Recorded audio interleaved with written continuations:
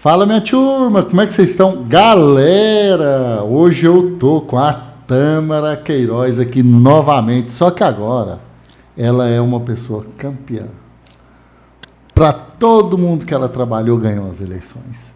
Bem que eu avisei vocês para vocês contratarem ela. Fala que eu não avisei. Eu avisei. Quem não contratou ela ficou de fora. Quem contratou, os dois candidatos que ela trabalhou, ganharam as eleições. Sejam bem-vindos. Eu que agradeço aqui o convite. Então, a gente volta aí para comentar, né, esses resultados das campanhas, o cenário. Vamos lá, vamos comentar aí tudo que aconteceu durante... Tem o quê? Uns 2 meses que a gente veio aqui? Tem uns 2 meses, né? Eu acho que sim. Muita coisa aconteceu de lá para cá. Aham. Tâmara, eu até falei, eu até avisei no dia, né? Você falou, eu perguntei para você, tem mais algum espaço aí para você? Você falou assim, tem. Gente, eu avisei. Agora não adianta chorar leite de rosa. Mas tem a campanha, gente, para deputado, né? Vem aí agora deputado estadual, senador e governador e presidência. Ah, maravilha. Daqui 2 anos. Mas assim, vamos pegar para deputado, né? Ou para senador, né? Também eu acho que dá para trabalhar, né? O que você acha? Então, vamos ver, né? É construção, essas coisas são construção. Já tem gente que está se preparando, principalmente nessa área, que é a sua área, que é mais a parte de posicionamento, de construção de arquétipo. Tem muita gente procurando exatamente nessa fase, nesse estágio. Então, é um trabalho que a gente recomenda que seja feito no início, não lá na época, agora, para que a coisa se fixe e o resultado de fato aconteça no período eleitoral. Não, eu atendi cliente que eles me procuraram, tipo assim, tinha que mandar a foto amanhã. Aí veio um dia antes, uns 3, 4 do Mato Grosso, chegou aqui até a noite. Eu fotografei, e o bom que você falou dos arquétipos aqui agora, que o Pablo Marçal usou muitos arquétipos, né? Da campanha dele, ele usou o rebelde no início, que ele teve aquela... E por último, agora ele estava no governante, ele estava montado uma estrutura, né? Que ele usou bastante, então eu mudou completamente, até a forma de se vestir, o cabelo, a barba, né? Com e sem, enfim, ele mudou completamente, ele é outra pessoa de meses para cá. Você acha que para uma campanha de deputado federal ou estadual, né, no caso vai ser os dois? São os dois. São os dois juntos? Você acha que quando a pessoa tem que te contratar? Então, depende muito da pessoa, do perfil da pessoa. Então, assim, se a pessoa já tem um posicionamento, já tem uma equipe interna, ela pode até demorar um pouquinho mais para contratar. Porque ela não está parada, ela não está estagnada. Certo. Agora, se a pessoa não tem uma equipe interna, não tem um trabalho de posicionamento nas redes sociais, janeiro ela já tem que estar correndo atrás disso. Entendi. Então, 2 anos antes, para quê? Para começar com a sondagem, o teste, para no ano da eleição ela ter consistência nesse trabalho. Não, eu vou te explorar bastante aqui hoje.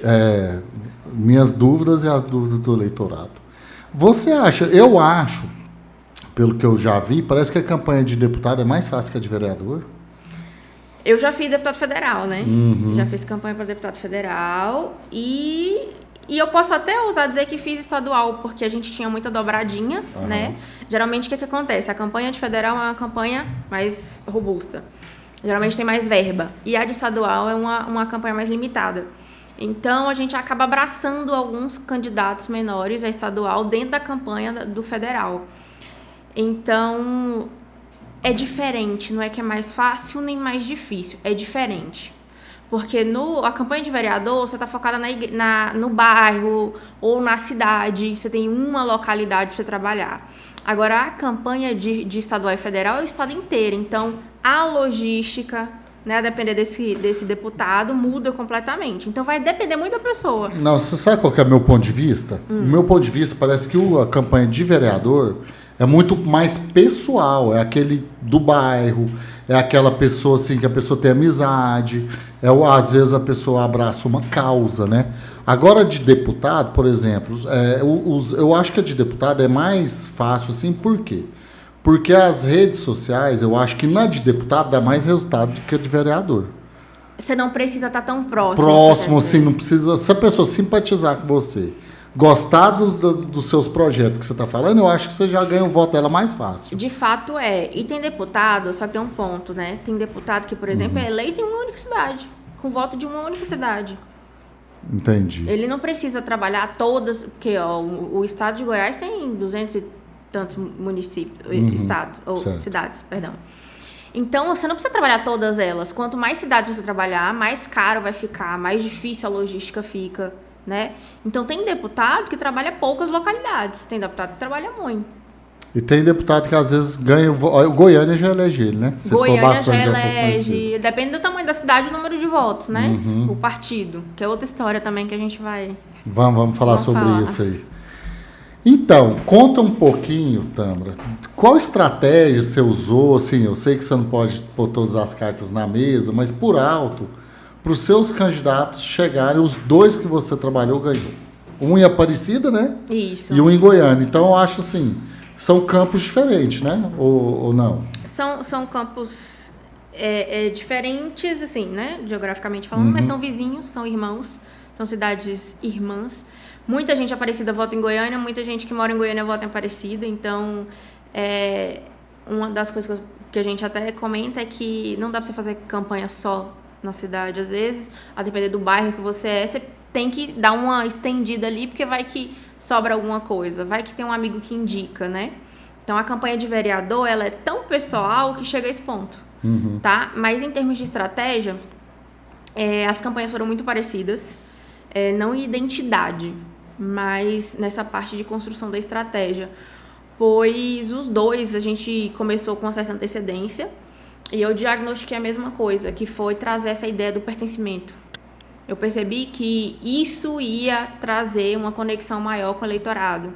Então, o Tatá é filho de ex-prefeito, ex-deputado federal, o pai dele tem um legado, uma história muito bonita em Aparecida, e não tinha como eu não abordar isso.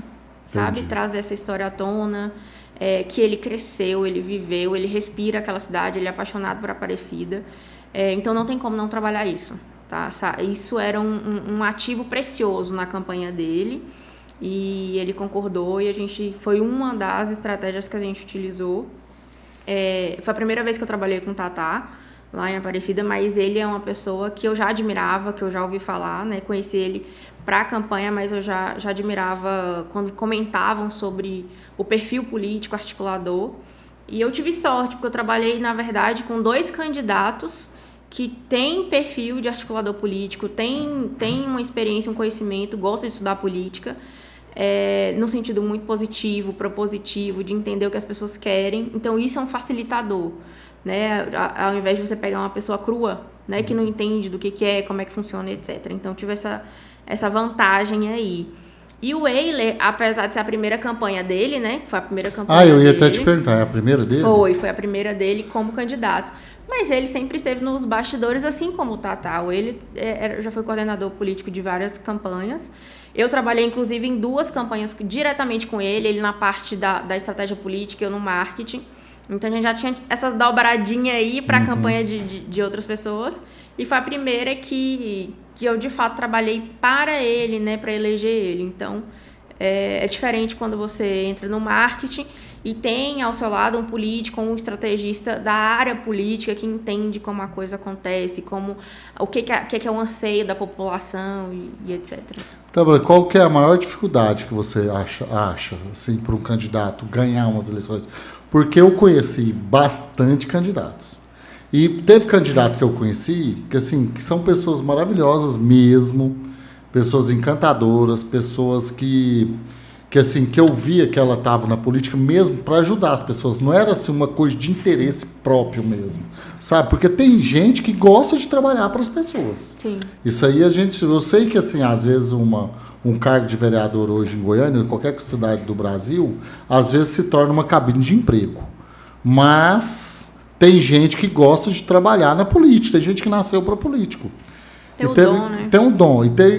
Eu até perguntei assim, até seu esposo está aqui, eu perguntei, ele falou, cara, você quer ser político? Não, acho que eu não nasci para isso. Eu acho que assim, a pessoa tem que ter um dom, apesar dele ser uma ótima pessoa, de conhecer de gestão, tudo, então às vezes a pessoa cai ali de paraquedas, né? E a gente tem exemplos de pessoas que caíram de paraquedas, fizeram até um bom trabalho, para quem está dentro da política, sabe que a pessoa até fez um bom trabalho, mas não tinha o perfil político, não tinha articulação política, e aí a gestão foi uma catástrofe. Né? Não, agora eu quero chegar lá.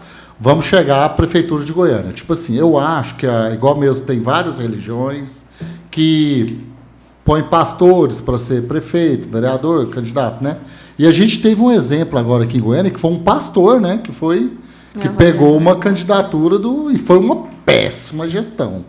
Né? Eu acho que foi o pior prefeito que existiu na face da terra, foi esse prefeito que teve agora. Não, eu posso falar, gente, isso é opinião minha, tá? Não tem nada a ver com ela. É que eu falo mesmo que eu tenho que falar, não estou nem aí para que as pessoas pensem, eu tenho minha opinião. Então, ele foi o pior prefeito que teve aqui. Tanto é que um dia que ele participou de uma parte minha do meu podcast aqui, eu recebi milhares de mensagens porque ele estava devendo o IMAS. Então, tipo assim, o povo pede para ele pagar o IMAS. Então, tipo assim, eu não tinha nada a ver com a história e recebi um monte de coisa. Mas beleza, então, assim, eu tô te falando assim. Então, o que você acha disso? De uma pessoa, às vezes, ser enquadrada numa coisa, mas chega lá no vereador e faz uma péssima gestão. Já que você falou do Rogério, e a gente gerou a polêmica aqui, vamos comentar. Não estou dizendo que o Rogério foi um excelente gestor. Não é isso. Mas o Rogério trabalhou muito. Então, assim, eu acompanhei o Íris, eu comecei a trabalhar com política na gestão do Paulo Garcia. O Íris estava acabando de sair da prefeitura para concorrer a governo e o Paulo Garcia estava na gestão. Então, eu peguei alguns prefeitos em Goiânia, inclusive a gestão do Rogério. Eu posso afirmar que ele trabalhou muito, que ele também fez muito por Goiânia. Só que tem alguns pontos falhos que custaram muito caro para ele e trouxeram essa imagem de péssimo gestor. Assim como a gestão do Íris. A gestão do Íris, que é uma excelente gestão, uma pessoa aclamada, também teve vários problemas, mas os pontos positivos não permitia que os pontos negativos reverberassem. Então, eu acredito assim, que uma das falhas do Rogério é a ausência da capacidade política de articulação. Não, então tá. Vou te falar então. Me responde uma coisa. Quais são as principais fatores que uma cidade precisa? Limpeza urbana. Sim. Iluminação pública. Sim. Vamos lá. Não, segurança. Então, muito onde ele poder. pecou mais? Que causou essa fama para ele? Foi na limpeza, na iluminação pública. Tipo assim, em coisas básicas. Eu acho que foi isso que aconteceu com ele. Só que a gente que trabalha no bastidor, Daniel, sabe de fatores, né? A gente nenhum prefeito faz gestão sozinho. Claro, ninguém cresce sozinho. Ninguém chega lá sozinho. Ninguém. Existe composição partidária, às vezes você tem que ceder uma secretaria para uma pessoa por conta do partido. Eu sei. Enfim, então acaba que se você não tiver um poder de articulação política com todos esses entes que estão ao seu lado, alguém dentro da sua própria gestão te bacota. Não estou dizendo que foi o caso do Rogério, tá? Mas aconteceu isso em cidades vizinhas aqui. Não, e ele ficou tão bravo que nem o pessoal que ele deu o emprego votou nele. Ele chegou no outro dia, mandou todo mundo embora. Depois voltou todo mundo para trás. Mas assim, o que eu considero, pra gente fechar esse assunto? Eu considero que o Rogério não estava preparado, não para ser o prefeito do ponto de vista de trabalhar, de saber fazer... mas principalmente a ausência da capacidade de articulação política. Foi o principal problema ali para ele. Tanto é que, vou te dar um caso concreto que comprova o que eu estou falando. O presidente da Câmara foi eleito com uma votação histórica. Foi a maior votação, ele vai para o 3º mandato. E a que se deve isso, na minha análise? Ao fato dele aparecer muito na imprensa para falar sobre impeachment, porque a pauta do impeachment veio à tona várias vezes durante a gestão. Isso prejudicou muito o Rogério e isso acabou trazendo um protagonismo para a Câmara que nunca se viu antes. A gente nunca teve uma Câmara tão protagonista como essa, porque a gente tinha gestores anteriormente que conduzia isso de uma forma mais firme, como o Íris. Então, eu acredito que o fato dele perder um pouco do controle da Câmara, dele ter esses embates, trazer esse assunto do impeachment, que sim, deve à falha dele lá na gestão da parte política e da parte administrativa, fez com que, inclusive, pessoas fossem muito bem votadas e crescessem durante esses 4 anos. Então, assim, teve esse fator, mas eu vou te falar um outro ponto que você me perguntou no episódio passado, marketing vence a eleição? Garante a eleição? E eu te respondi, pode não garantir uma eleição só o marketing, mas é muito difícil uma eleição ser feita sem a parte da comunicação. Você acha, então, que o Rogério Cruz chegou a esse ponto de não ter uma aprovação do cidadão goianiense porque o marketing dele foi fraco? Não, o marketing dele, muito pelo contrário. Eu acho que é porque a parte política... Existem alguns pilares para você ser um candidato eleito.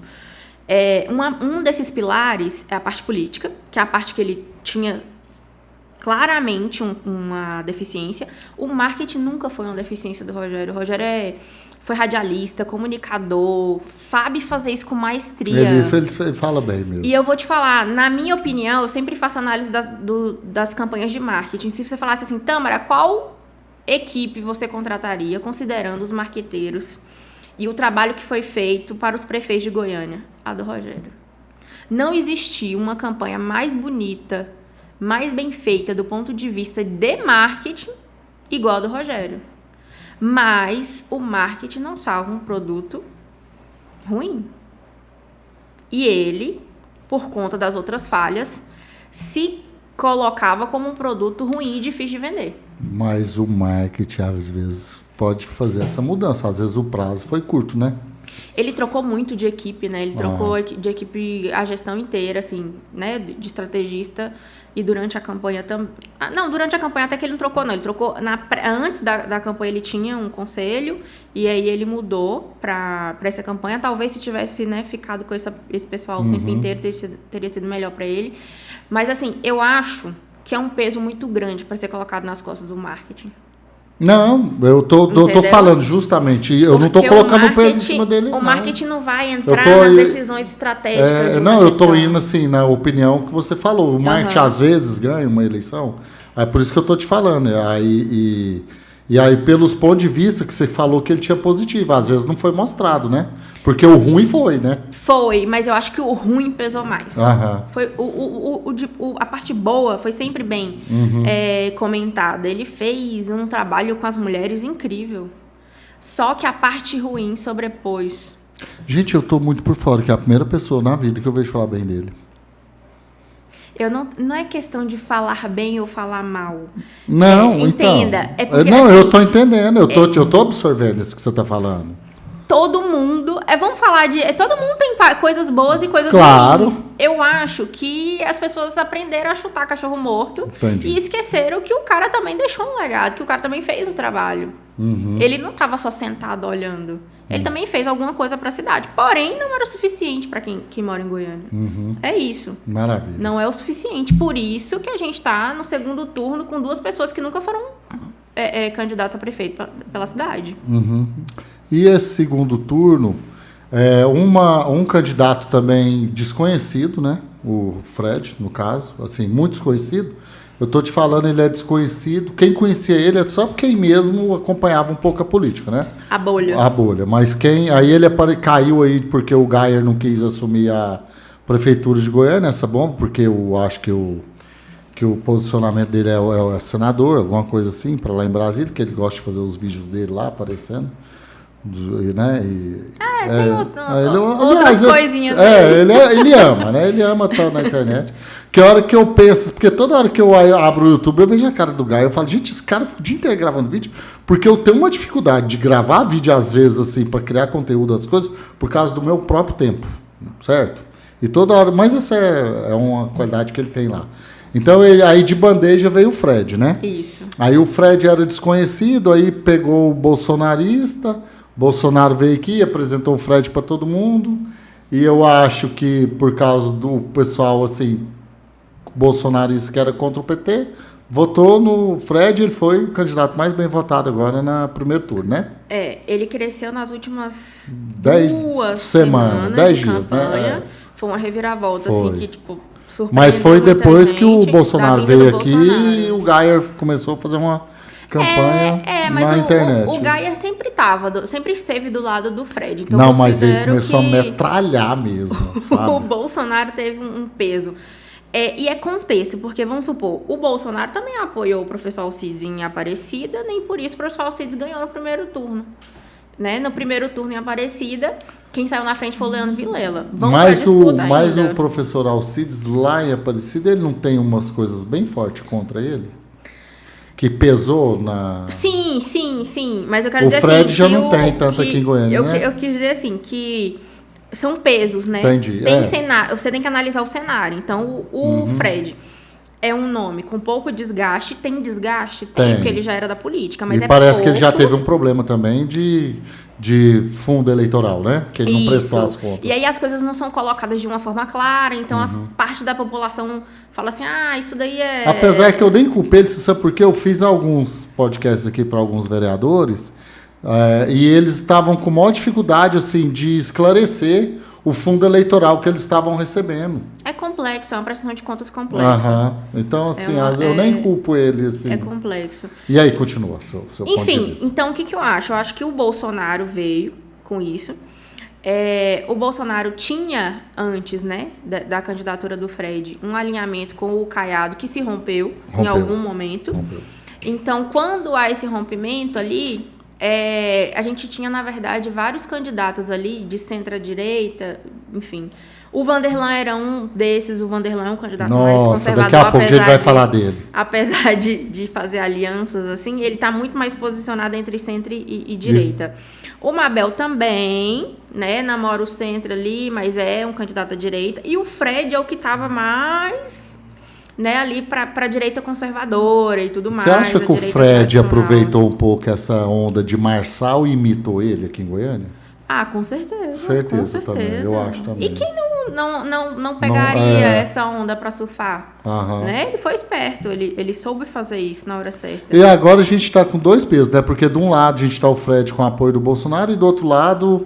O Sandro Mabel com o apoio do governador. Que tem uma aprovação absurda no estado. E que o Sandro Mabel assim, é uma pessoa bem vista positivamente como um gestor de sucesso, né? E por aí o desafio do Fred em relação ao Mabel, que é o que a gente está falando sobre o que precisa para vencer uma eleição.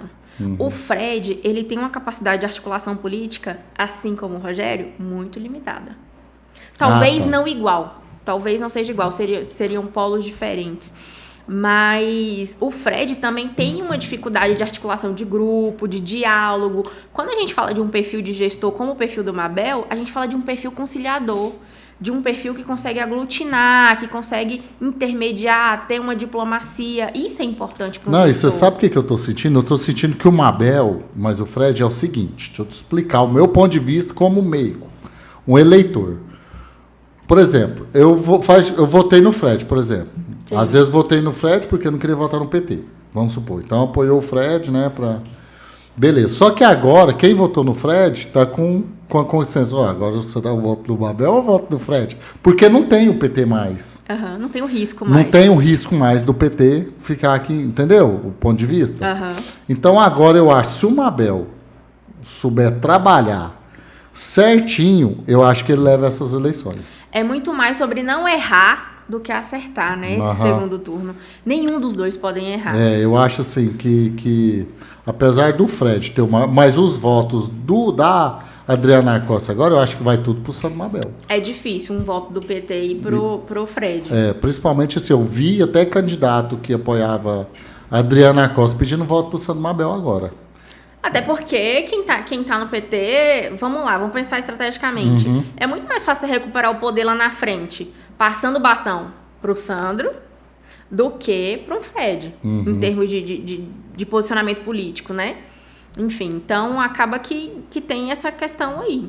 Como você é uma marqueteira de marketing, esse nome ofende? Ou não? O quê? Hã? Me chamar de marqueteira? Não me ofende, não. Eu não me considero marqueteira, né? Porque é muito moderno. É porque eu tô te falando isso, assim, com toda sinceridade, com toda sinceridade e amizade que eu tenho com você, que eu tenho essa liberdade de perguntar isso pra você. Porque às vezes o nome, o povo fala, marqueteiro usou demais, seu marqueteiro, seu marqueteiro ficou rico, então não tá nem aí pra você. Então usou muito esse nome. Então, assim, você como uma pessoa do marketing, né? Eu não vou usar esse marketeiro, não, porque às vezes eu tenho medo de ofender as pessoas. Não me ofende. Sem ofender. Não Você me tá entendendo o que eu ofende, tô falando ou não? É porque acaba que esse nome traz uma série de arquétipos, você sabe muito bem sobre isso, do bom e do péssimo marqueteiro, do malandro. Ixi, vem um monte de coisa junto. Isso, resumiu tudo. Mas a minha formação é em comunicação, Então, né? do seu ponto de vista, então, como uma pessoa do marketing mesmo, o que você acha que esses dois candidatos não podem errar? Então, o Mabel, ele tem que ter muito cuidado em relação a essas alianças, e a própria entrevista dele, imediatamente no dia da eleição, demonstrou que ele já tem esse cuidado. Que ele disse assim, eu quero o voto do povo, mas ele não chegou a afirmar que queria o voto do PT ou da aliança com o PT. Entendeu? Então, ele tratou a sociedade, o cidadão goianiense como um todo, e ele foi inteligente nisso. Porque, às vezes, ele pode espantar o eleitor da direita fazendo uma aliança com o PT. É isso, com certeza. Entendeu? Então, agora, o lado do Mabel precisa ter muito cuidado, e eu vou até mencionar um fato com você para justificar isso. Muito tempo antes de começar a pré-campanha, eu conversei com um amigo jornalista e eu falei, Adriana não ganha e corre de não ir pro segundo turno. Ele, mas ela teve não sei quantos votos para deputada federal. Não. Eu falei, deixa eu te falar uma coisa. Olha a aprovação do Caiado. Olha o perfil do Estado. Olha o perfil da nossa cidade.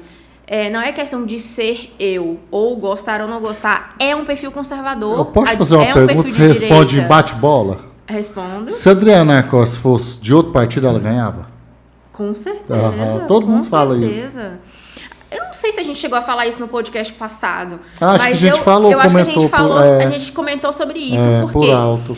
Olha quem é a Adriana. Ela é daqui. Ela é filha de político. Ela vive e sabe muito bem sobre política. Ela é delegada. Todo mundo de Goiânia conhece. Que é um perfil que, tipo assim, o delegado traz aquela imagem da competência, segurança, passa uma credibilidade. Prova disso é que a gente tem vários candidatos eleitos que são dessa área de segurança pública. E só que sempre eu cresci na política ouvindo falar que a Adriana era o produto na prateleira errada. É mesmo. Tem um marqueteiro que eu aprendi muito com ele. Ele não é marqueteiro, não. Ele está, inclusive, na equipe do Sandro. E ele falava muito sobre isso e eu aprendi muito com ele e concordo até hoje. Acho que o que ele falou para mim 4 anos atrás está valendo até hoje. Vamos lá. Então, você acha, igual todo mundo... Agora eu vou fazer a pergunta da vez. Por que ela não muda de partido para ganhar as eleições? Então, não sei se ela tem uma fidelidade. Você acha que ela é fiel por causa do pai dela, que já faleceu? Eu não tenho uma proximidade de bastidor, assim, no dia que você topa agora, você pergunta pra ela. Pergunto. Fala pra ela, vamos participar de um podcast. Chama ela pra participar um dia aqui. É boa ideia. Você chama pra gente tirar todas essas dúvidas? Eu acho que todo goianiense tem essa dúvida, assim. Porque aqui a gente recebe todo mundo. Por que ela não troca de partido para ganhar uma eleição? Deve ter as razões dela lá, não sei te afirmar assim, por fora, fazendo essa leitura, não sei te dizer, mas de fato existe uma fidelidade de muito tempo, e eu acredito que o fato dela estar ligada ao PT, não sei nem se faria diferença a essa altura do campeonato ela trocar de partido mais, porque vai enraizando na imagem da pessoa. Não, mas se ela for, ela ganha. Eu tava olhando, quando ela deu a declaração dela, no Mais Goiás, acho que foi no Mais Goiás mesmo. Eu tava lá, acho que todo mundo vai nos comentários, não vai? Pra ver o que o pessoal tá falando. Sentiu, gente, todo mundo, até quem, tipo assim, o pessoal tem raiva do PT, mas não tem raiva dela. Você já notou isso? Eu acho que ela é a única candidata do PT que quem não gosta do PT gosta dela. É verdade isso que eu tô te falando. Mas essa é a história do pertencimento, é filha de um prefeito que tem um grande nome, um peso, né? Teve um grande peso aqui para a cidade, conheceu a política. Lembra que eu comentei com você no podcast passado que eu sei fazer política aqui, porque eu cresci profissionalmente na política em Goiás, não sei fazer política em outro lugar, entre aspas. Justamente por isso, porque a pessoa aqui é muito fechada, aqui é muito bairrista, então quando você vem, é daqui, é família, conhece o jeito goiano e goianiense de fazer política... Vamos fazer um trato nós dois? Vamos. Já que a gente está com um programa aqui. Vamos convidar, por exemplo, porque a gente não tem lado... Lógico que a gente tem nossas convicções, valores, né? Só que a gente, por exemplo, a gente pode convidar a Adriana Costa para ela vir participar. Igual eu já entrevistei aqui o presidente do PT, ele veio no meu podcast, eu entrevistei ele. A gente vai chamar os seus 2 candidatos que você trabalhou, para eles falar um pouquinho. E vamos chamar aí, às vezes a gente tem acesso até o Sandro Mabel mesmo, quem ganhar para a Prefeitura de Goiânia, a gente pode chamar também o que perdeu, para contar onde que ele acha que errou. O que você acha? Vai, bora. Entendeu? Bora. Porque a gente mostra para as pessoas do próprio linguajar da candidata e a gente faz essa pergunta aqui para ela. Então vamos aproveitar e perguntar aí para a audiência quem que vocês querem ver aqui. Primeiro. Já comenta aí, já deixa nos comentários quem que você quer que a gente convide aqui para o podcast, porque aí a gente traz também o pessoal que quer ouvir, né? Então, entendeu? Porque aí a gente pode fazer uma campanha nas nossas redes sociais, até o pessoal mandar pergunta, que às vezes porque o nosso acesso aqui vai ser direto, e eu tenho certeza que eles vão responder aqui. Com certeza. E tentar pegar uma resposta deles, não tão técnica, né? Mais do pessoal mesmo. Mais acessível, né? É um serviço para a comunidade, ajudar a fazer essa leitura aí. Do a que se deve, né? Tanta coisa. Só pra você ter ideia, essa Câmara teve uma renovação que eu considerei baixa, eu esperava uma renovação maior em nomes. Mas a galera que saiu, que não foi reeleita, muita gente absorveu o desgaste por estar ligado ao Rogério. Teve pessoas que teve um jogo de cintura fantástico e não absorveu esse desgaste. Me explica uma coisa para mim, para o meu eleitorado aqui, para o nosso eleitorado que está assistindo, o nosso público. Como que funciona essa questão de voto? Por exemplo, teve candidato que teve 3 mil votos e não foi eleito, e teve um que teve 2.500 e foi eleito. Explica para a gente. Então, a gente só para a gente entender. É um regime de eleição proporcional, né? Nas minoritárias. Então, você precisa, além de ser bem votado, né? Você precisa também estar no partido certo. Então, cada partido tem um potencial de voto, né? Porque se monta chapa. Então, cada partido tem um número específico de candidatos para lançar. Você não pode lançar o tanto de candidato que vier se cadastrar. Você tem uma cota ali, um limite. Entendi. Tanto geral quanto de feminina. Porque você também tem a cota feminina. Você não pode lançar uma chapa só de homens. Muita gente perdeu o mandato da eleição passada por isso. A cota, eu vou fazer uma pergunta ignorante, que a cota é só masculino e feminino ou tem alguma coisa de gênero de cor? Não, nesse caso, pra barrar, é só feminino e masculino. Tá bom. O advogado, me corrija se eu estiver errado. Então, assim, você precisa ter 30% de mulheres, a verba não existe ainda. Parece que tem só 2 mulheres na Câmara. Não, ganharam 5. 5? 5. A Ava Santiago, né? Foi a Ava, a Leia Klebia foi reeleita, a Ava foi reeleita, a Kátia foi reeleita do PT. E PT foi só 2. PT foram 3. 2, eu vi lá, parece. Só Kátia, o professor Edivar e o... Você acha, uma candidata amiga minha, ela falou assim, Daniel, esse trem de direita e esquerda podia tanto acabar. Tipo assim...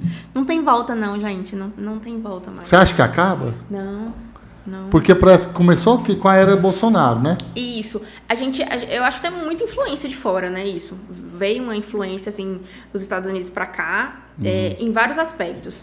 Na polaridade e também na comunicação e no marketing. E o Bolsonaro foi o grande percursor nesse caso, né? Que trouxe as duas coisas para cá. Acho que não é que trouxe, que deu ênfase. Né, fez crescer. E eu acho que não tem como, porque a gente passou por um período pandêmico que as pessoas se informaram mais, entenderam mais sobre política. Falta muito ainda? Falta, mas a gente tem um nível de conhecimento sobre política e engajamento social que é impossível apagar da memória das pessoas. Você acha que a direita foi dividida agora do Bolsonaro apoiar o Nunes, o Valdemar lá, e o Marçal entrou na jogada? Aí sim, o que a gente... Aí vai ter essas sub-repartições, digamos assim. Porque aqui, por exemplo, o Caiado é de direita, apoiava o Bolsonaro. Agora, eles já estão um pouco divididos. Eu acho que o Bolsonaro perdeu muito com não ter apoiado o Pablo Marçal. Por quê? Não, estou falando em questão de direita e esquerda. Sabe por quê? Por exemplo, porque ele apoiou o Nunes, que o Nunes não é um cara de direita. Tô errado ou tô certo? Eu não acompanho muito bem essa... Não, pois é, isso que eu tô te falando, assim, essa articulação, entendeu? Mas assim, tem que ver o que tá em jogo para a família Bolsonaro, porque às vezes apoiar o Pablo Marçal era tirar um protagonismo da família Bolsonaro. Não, e outra, era pôr carne na boca do leão, né? Porque ele quer ser candidato a presidente. Mas o Bolsonaro não é inelegível. Mas vai apoiar o Tarcísio? E aí, hoje ele tá, mas e daqui 2 anos? Aham. Entendeu? Entendi. A gente não sabe o que pode acontecer. Eu acho que o Bolsonaro não quer perder o capital político construído até aqui. Entendi. Ele não quer perder isso, porque ele tem filhos na política. Não, ainda entra o Malafaia xingando, depois briga com todo mundo. O Malafaia enlouqueceu, parece. O cara... Às vezes essa personagem, nem sempre que loucura que é aquela. A gente não pode afirmar. Ele gravou 25 vídeos. Todo dia. Mas, enfim, sobre as eleições, como funciona? Então, aqui quando eu aperto ela de religião aqui, ela corre. De religião? Falei do pastor aqui, ó. Do Malafaia. Não, é porque eu tava querendo só escutar uma crítica sua ou um subjetão do lado do marketing. Mas aí você me explicou. Agora, com poucas palavras. Você falou, é uma jogada, né, que ele estava fazendo. Isso. E deixa eu te falar, máscara. As igrejas... Pronto, e deu resultado, né? Se a gente for falar de religião... Não, eu não quero falar de religião. Eu quero falar, assim, política, do pastor... Mas ele entrou, né, na política. E a igreja evangélica, historicamente, elege. Tem um poder de voto absurdo que outras religiões não têm, não possuem. Entendeu? Então, assim, isso é indiscutível. A gente tem candidatos que foram eleitos agora em Goiânia com o apoio da igreja. Exclusivamente com o apoio da igreja. Não, eu não sou contra, e você até comentou, Tâmara, mas é mais fácil quando você é de um bairro, quando você tem uma bandeira, nanana. A igreja é uma bandeira. Você acha que, é igual eu comentei lá embaixo com você, que um vereador é mais fácil eleger quando ele compra uma ideia fixa, ou quando ele é de um bairro, ou quando ele luta por uma causa só. Porque aquele vereador que eu notei assim, às vezes, igual você falou, faltou dinheiro. Porque dinheiro elege, né? Dinheiro é um ativo importante. Não estou falando de compra de voto, estou falando para estrutura, para tudo. Né? Então, assim, às vezes um vereador que quis trabalhar a Goiânia inteira e perdeu, né? Depende. Aí o que eu falo sobre bandeira? Depende. Eu acho que depende do momento, depende do cenário, depende do partido que a pessoa tá. Por exemplo, a causa animal elegeu nas 2 últimas eleições. Agora tirou as 2. Agora não teve ninguém de causa animal. Eles brigou de tapa. Você viu? Então, assim, e a gente não tinha só eles 2. A gente tinha mais candidatos da causa animal. A gente tinha o Zander, que já tinha sido vereador. A gente tinha ela, que era vereadora com mandato. Então, a gente tinha vários candidatos, mas não foi suficiente. Não foi suficiente para eleger. Pode ser o partido, porque o partido dela era pesado? Pode ser o partido. Nossa, eles brigaram de tapa. Entendeu? Então, às vezes, ela não escolheu. Porque quase de tapa, né? Porque segurado. Né? Todo candidato foi uma briga feia e desnecessária. Pra quê? Ninguém ganhou, então pra que brigar? Desnecessária, acaba prejudicando a imagem deles, mais do que colaborando, entendeu? Então, eu acho assim, que depende da causa, porque é como eu te falei, o dinheiro tem teto, a causa tem teto, a regionalidade tem teto. Às vezes eu tô no bairro e eu quero ser eleita nesse bairro, mas tem mais 100 candidatos no meu bairro, e aí? É mesmo. E aí? Eu vou conseguir bater os 100? É tipo um vestibular, gente. Você tem que ter notas boas em várias áreas do saber para você bater. Quando você está trabalhando um candidato, você vê assim, não, aqui eu acho que a gente já conseguiu o que a gente queria. Vamos pro próximo passo. Então, eu tento me limitar ao marketing. É lógico que você fazer essa análise também. Mas eu tento não entrar na parte da estratégia política. Mas se eu tô vendo que... Aí a gente dá uns pitaquinhos, né? Então, o que a gente trabalha? Quem que faz essa estratégia? É porque, normalmente, toda campanha tem um coordenador político e um coordenador de marketing. Normalmente, a gente tem essas 2 linhas. Tem marqueteiro que se mete a coordenador político? Tem. Normalmente se dá mal. O coordenador político, ele tem que fazer o quê? Ele é quem faz essa análise e faz também a gestão das lideranças. Então, é o cara que vai dialogar... Ele vai na frente, com os líderes. como se diz? Não, é quem recebe, senta. Porque o político está fazendo o quê? Pedindo voto. Então, ele precisa ter aquele gerente, digamos assim, que vai sentar, que vai falar sobre o apoio, que vai falar, e aí, vamos marcar reunião no bairro tal. Porque o político tá trabalhando, tá no front, então precisa ter alguém ali na pra ir pensando para ele, né? Pra ir vendo essa parte, calculando o voto. Então, por exemplo, quantos votos a gente já tem em tal bairro, quantos votos a gente já tem em tal zona, onde a gente precisa crescer, onde a gente precisa trazer... Porque a eleição de vereador, ela é muito pessoal, como você falou. Né? Então... Quanto mais pessoas pedem voto para você, mais chance você tem de ter voto. Então, eu preciso muito daquele líder de bairro que vai chamar os vizinhos, que vai chamar a família, que vai chamar os conhecidos, para, através da credibilidade dele, trazer credibilidade para o candidato e converter o voto. Entendi. Então, o papel do coordenador político é essencial na campanha. E vocês juntam ali aquele grupo todo, igual vocês foram de campeões... Vocês sabiam quando uma pessoa fala assim, não, eu vou votar no você, mas você sabia que eu estava mentindo? Às vezes só para comer o espetinho ali, que você não pode, e nem pode servir comida mais. Não pode música, mais nada. Só água, agora só água. Até isso deu uma empobrecida aí ao longo dos anos. Mas é melhor assim. Então, tem gente que a gente vai ficando meio descolado, né? Ao longo da minha terceira eleição seguida, né? Nos últimos 6 anos. Nem 6 anos tem. Mas, enfim. Você vai acabando, você vai pegando, assim, né?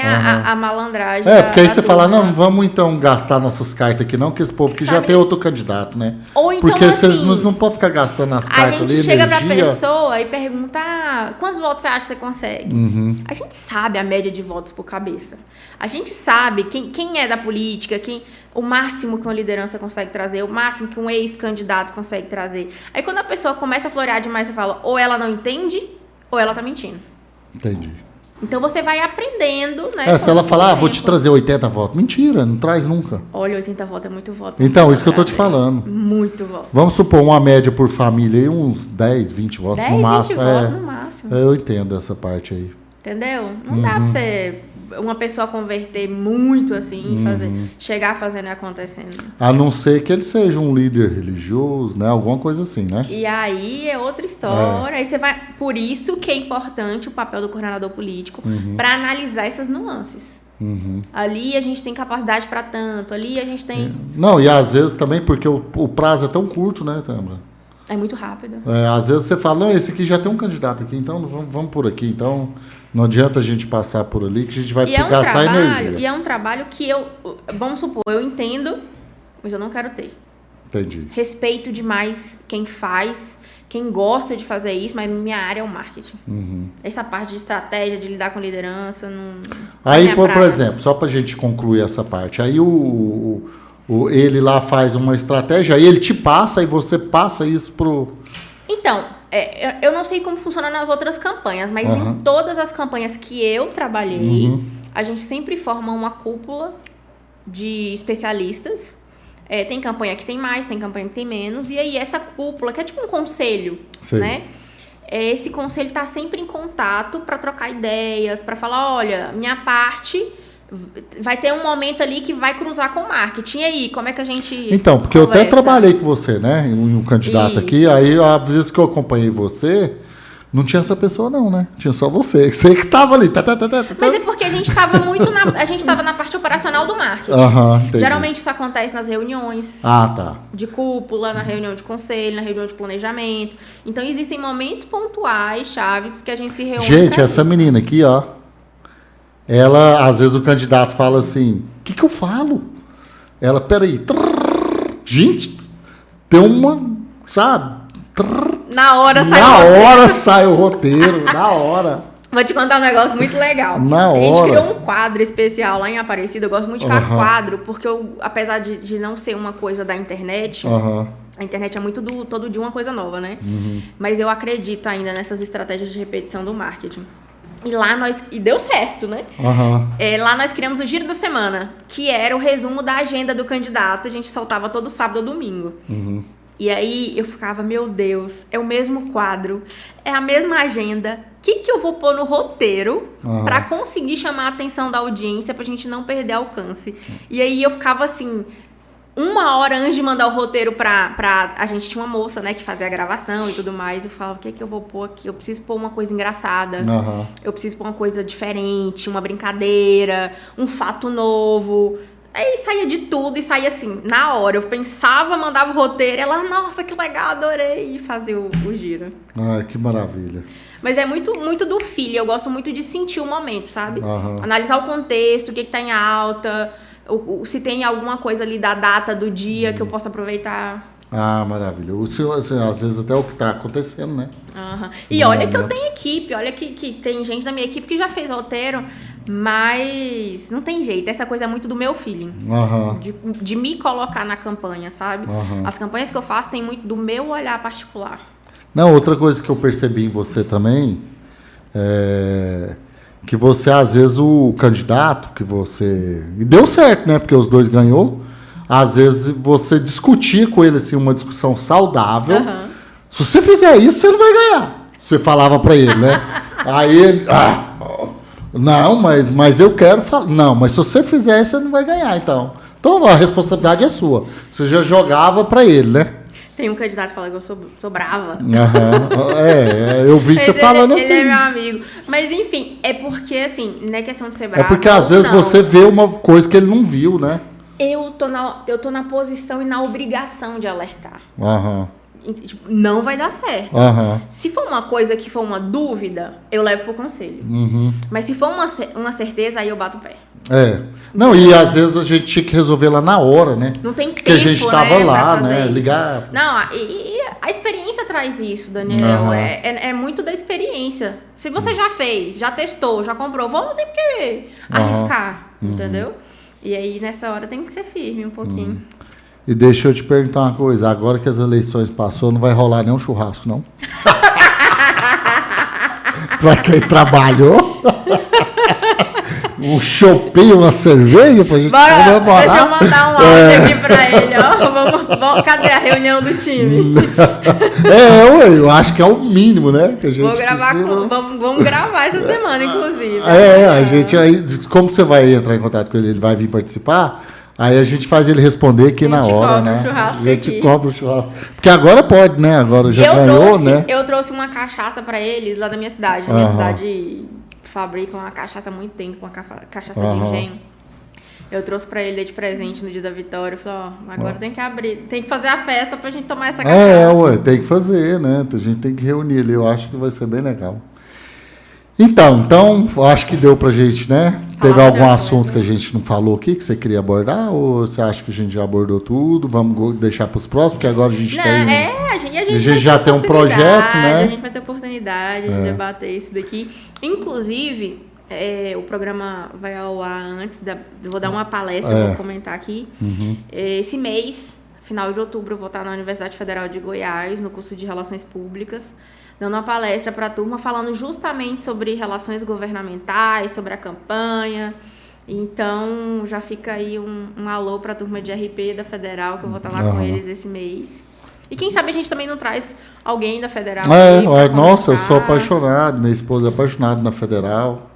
A gente já até teve algumas ideias alguma vez de trazer meu filho queria trazer um professor de história dele aqui, eu acho.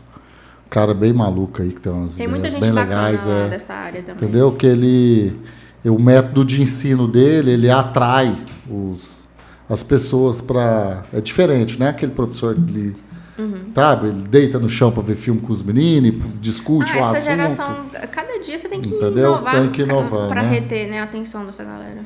E a gente tem que aceitar, né? Porque a gente foi criado numa outra turma. Gente, então é isso aí. Obrigado a vocês. Obrigado a você mais uma vez. Isso. E, gente, sempre a Tâmara vai estar aqui comigo. A gente não vai só falar de política, a gente não vai só falar de marketing. A gente vai convidar várias pessoas de vários segmentos, de vários nichos. Entendeu? Vamos convidar também o pessoal da área política. Vamos ver se a gente consegue trazer a Adriana Costa aqui, trazer outros. trazer o Fred, ou o Sandro Mabel, ou às vezes até o próprio Vanderlei, que a gente nem falou dele aqui, que não deu prazo, mas a gente tem muita coisa para falar dele também, né? Para ele contar um pouquinho onde ele acha que ele errou nessa campanha, porque eu acho que foi muito mal, né? Foi muito ruim para a carreira política dele. Ele e a esposa perder, né? Os dois na mesma eleição, não ficou legal, não. Nossa, ele foi muito mal. Deixa eu te fazer uma pergunta aqui. Você acha que a campanha do Matheus foi porque ele quer ser candidato a deputado? É uma tendência que a pessoa aproveite uma eleição de trampolim para outra, né? É uma tendência. É uma estratégia? É uma estratégia, é uma prática. Eu acho que é. A pessoa vai para um cargo que é mais difícil, mais desafiador, para ser conhecido e depois vai para um cargo que ele consegue viabilizar. É porque os votos que ele conseguiu agora para prefeito já elege ele, né, para deputado. Aí o Gayer, na eleição passada, ele criou uma musculatura dentro de Goiânia importante por conta da candidatura dele como prefeito. E aí veio com uma votação muito expressiva para federal. Eu acho que o Matheus usou essa estratégia, só assim, eu não sou do marketing não, mas eu acho que ele usou essa estratégia para ser candidato a deputado. Pode ser, e ele é um bom nome. Você acha que ele vai ser deputado federal ou estadual? Eu não sei. Você não opina, não? Eu não sei de dizer, não tenho muita ligação com o partido dele. Mas analisando, assim, uma candidatura para estadual é mais tranquila do que a de federal. Vai depender muito da estrutura que o partido... muito conhecido, né? Isso, mas aí o que vai contar? Na minha opinião, pelo que eu sei, pelo pouco que eu conheço lá. Quais são os candidatos que o partido dele vai lançar para estadual, quais são os candidatos para federal, onde ele vai poder somar mais. Porque, às vezes, Daniel, não é uma escolha só do candidato. Às vezes é uma escolha casada com o partido. Entendi. Com a configuração interna do partido, que é aquilo. Às vezes eu vou, mas a minha concorrência dentro do partido me tira da disputa. Então tem que ser uma decisão inteligente. Vai depender muito dessa conjuntura lá do partido que está abraçando ele agora. Só pra gente, assim, não vamos desprezar o Vanderlei, não, né? Porque ele já foi tão desprezado. Né? Eu acho que vamos dar uma moralzinha pra ele. Vamos gastar uns minutinhos. Vamos. Nossa, cara, eu trabalhei na campanha passada do Vanderlei. Assim, onde que você acha que... Por que aconteceu isso? Me explica. Então, vários fatores, né? A gente teria que, tecnicamente... Não, mas fala assim, que você acha que foi o... Mas, eu acho que primeiro... Dá a sua opinião que eu vou dar a minha.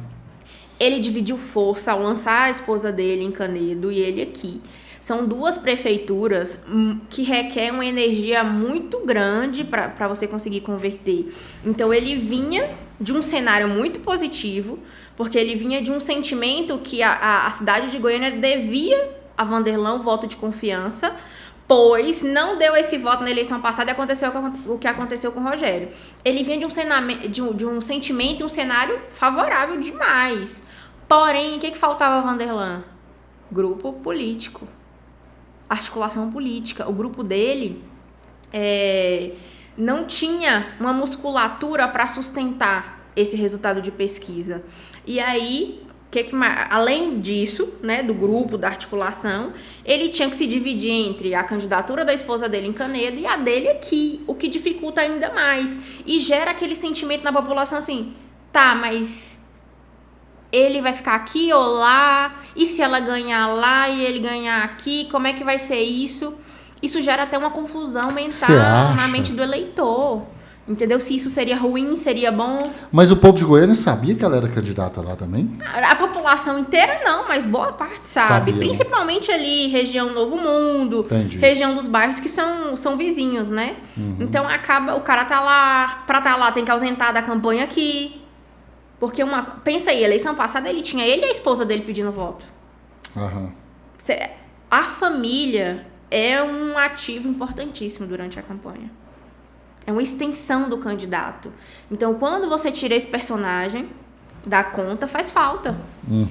E eu acho que o Bolsonaro também ajudou a tirar voto dele. Isso, aí eu tô te falando assim, o meu ponto de vista já é esse. Eu acho que o trabalho que ele fez no Senado lá, algumas votações, teve uma mídia muito negativa para ele, para Goiás. Teve, mas deixa eu te falar, qual que é a questão que eu acho que o Bolsonaro foi um fio importante nisso daí? Porque no início da campanha ele saía bem nas pesquisas. Então, como é que um cara que vinha com 20%, 21% cai para 6%? em tão pouco tempo. Aí você acha que os votos que foi pro Fred era dele? Eu acho. Eu acho que boa parte da migração dos votos do Vanderlan, do Fred, eram do Vanderlan. Era do Vanderlan. Eu tenho essa... Aí o Vanderlan não soube segurar pra ele. E aí pronto, né? Acabou. Então é isso aí, gente. A gente falou um pouquinho de você, Vanderlan. Tá? A gente falou, não fica com raiva da gente. Mas você é nosso convidado aqui, tá? Pode vir participar aqui que você vai ser recebido de braços abertos. Você e sua esposa, não é não, Tom? Com certeza. Né? Então, obrigado, gente. Suas considerações finais. É sempre bom estar aqui. Eu adoro falar de política, de marketing, de estratégia, então nem se fale. Estou à disposição e com certeza, vamos bater muito papo aqui ainda, com muita gente boa. Vamos, ó. Você, candidato a deputado federal ou estadual, pode já entrar em contato com ela nesse Instagram aqui. E quem sabe a gente vai ter junto, né? Apoiar uma pessoa bem legal aí, né?